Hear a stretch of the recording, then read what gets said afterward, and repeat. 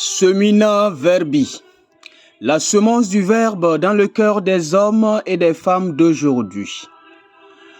Homélie de la Sainte Croix glorieuse de notre Seigneur Jésus-Christ à Nessé, par l'abbé Christophe Larré, prêtre du clergé diocésain de Dapong au Togo.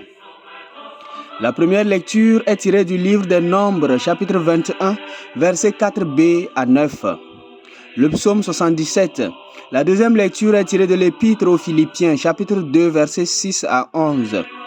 L'évangile est de Saint Jean, chapitre 3, versets 13 à 17. De même que le serpent de bronze fut élevé par Moïse dans le désert, ainsi faut-il que le Fils de l'homme soit élevé, afin que tout homme qui croit ait la vie éternelle. Il m'est arrivé de tomber plusieurs fois sur des comédies satiriques qui mettent en exergue le caractère insensé d'un Dieu qui aurait pu tuer Satan au lieu de mourir lui-même sur la croix. Oui, une vague montante de personnes sur les réseaux sociaux s'amuse à mettre Dieu au banc des accusés, avec pour accusation la mauvaise gestion du plan de salut qui paraît ridicule quand il meurt sur la croix au lieu d'éliminer Satan pour que tout soit restauré. Bien-aimés du Seigneur, cela paraît vraiment ridicule, mais voilà le centre même de toute l'histoire du salut. Nous, chrétiens, le célébrons en ce jour du 14 septembre qui coïncide avec le 24e dimanche du temps ordinaire de la Nessé.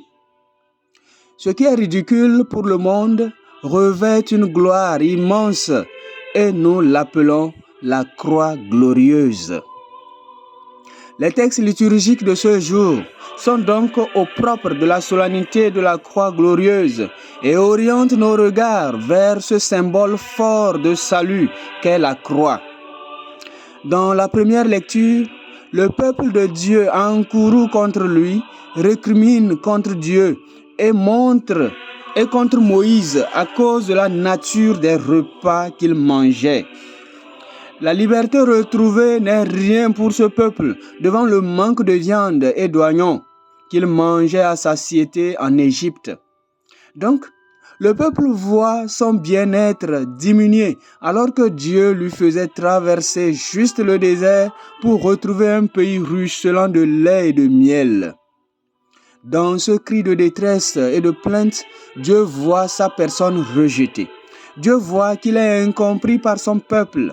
Il comprend qu'il ne sera pas facile de redonner mémoire à ce peuple par rapport à sa force s'il ne réagit pas. À la mesure donc du manque de confiance, il faut donner la peine de la mort. En réalité, c'est l'unique péché qui nous déconnecte totalement de Dieu. Le péché de manque de confiance et de plainte contre Dieu.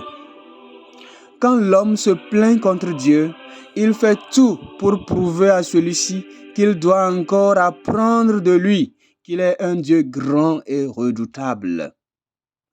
Devant un peuple chialeur, un peuple plaintif bien sûr, comme si Dieu n'avait rien fait de bon dans sa vie, celui-ci donne l'épreuve de la mort par les morsures de serpents. Le contraste est là.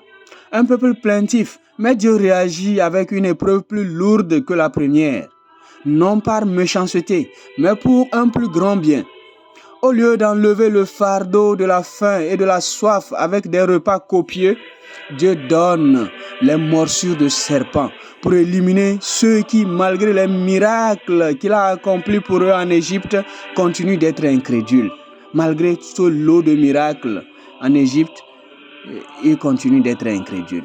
Ainsi, pour faire un petit lien avec mon cri de cœur de départ, quant aux comédiens qui incriminent Dieu qui devrait, selon eux, tuer Satan pour éviter de mourir sur la croix, il y a dans cette situation du peuple au désert la réalité d'un Dieu qui pouvait faire autrement, mais qui a décidé d'envoyer des serpents mortels.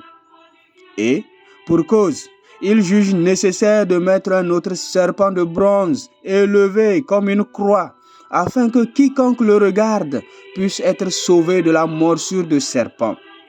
Quel contraste! C'est la même logique qui se déploie dans l'Évangile quand Jésus lui-même affirme, je cite, « De même que le serpent de bronze fut élevé par Moïse dans le désert, ainsi faut-il que le Fils de l'homme soit élevé, afin qu'en lui tout homme qui croit ait la vie éternelle. » Fin de citation. Oui, bien-aimés du Seigneur, la solution idoine pour Dieu n'est pas d'éliminer Satan, puisque ce dernier demeure toujours sa créature. Dieu ne détruit pas ce qu'il a créé parce qu'il crée par amour. Et donc, Satan, qui est l'ange de lumière, Lucifer, ne peut pas être éliminé, même si ce dernier a refusé de vivre selon le cœur de Dieu. Ici, nous voyons le sacré respect que Dieu donne à la liberté individuelle. Dieu ne force personne, pas même les anges. Par contre, Dieu est capable de l'incompréhensible. Il est capable de se ridiculiser juste par amour pour sa créature, en l'occurrence l'homme. Mourir sur la croix est l'exemple le plus choquant pour l'homme.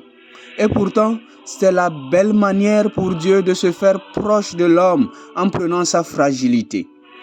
Dieu aurait pu nous sauver en faisant un miracle, tout en restant dans le ciel, comme le souligne Monseigneur Barriga dans son chant « Eucharistie, mystère d'amour ».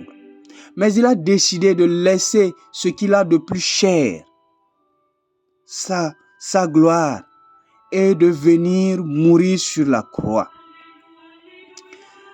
C'est cette réalité que décrit Saint Paul dans la deuxième lecture de ce jour, en parlant de l'abaissement de Jésus jusqu'à sa mort et sa mort sur la croix.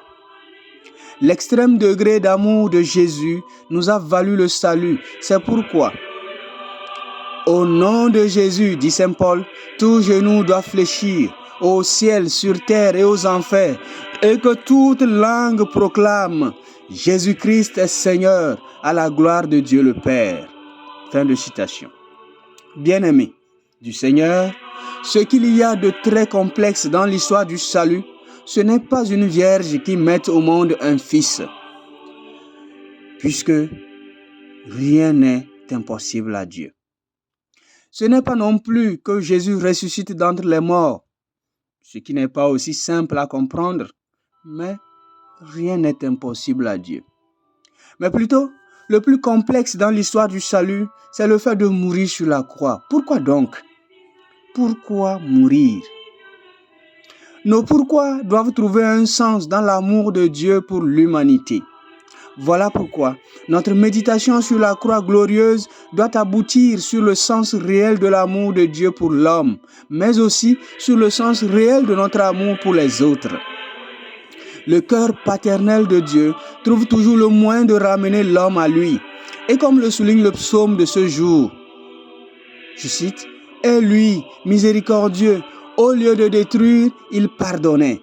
Il se rappelait, ils ne sont que chair, un souffle qui s'en va sans retour. » Fin de citation.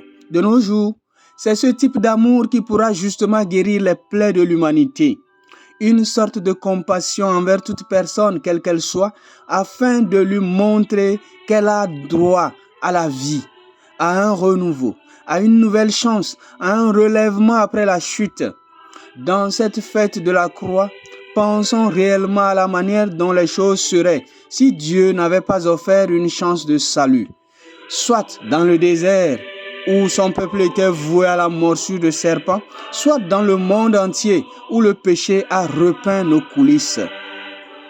Heureusement, Dieu donne toujours la session de rattrapage, ou mieux, il donne toujours une saison en réserve. Et c'est cela l'amour dont il est question.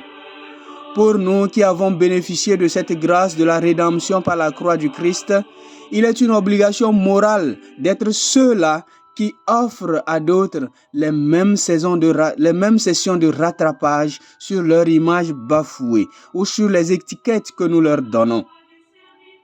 Ne jamais limiter un frère ou une sœur à son erreur, mais lui offrir la grâce de repartir à zéro.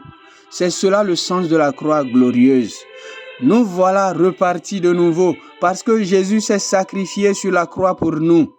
Faisons de même pour d'autres en leur permettant de rebondir après l'apparent échec qu'ils ont eu dans leur rencontre avec nous ou dans la collaboration avec nous. Bien-aimés, pour tous ceux qui pensent que leur vie n'a plus de sens ou qu'ils n'ont plus de chance d'arriver à des buts ou qu'ils sont trop pécheurs ou qu'ils ont trop péché pour ne plus espérer le salut, dites-leur de lever les yeux vers la croix de Jésus et la solution leur sera donnée. Que par les mérites de la croix glorieuse de notre Seigneur Jésus, le monde entier retrouve sa beauté première de création parfaite et aimée par Dieu. Amen.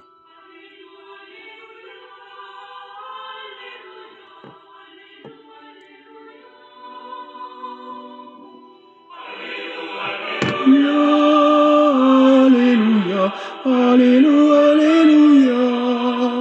Fais paraître ton jour et le temps de ta grâce. Fais paraître ton jour, que l'homme soit sauvé.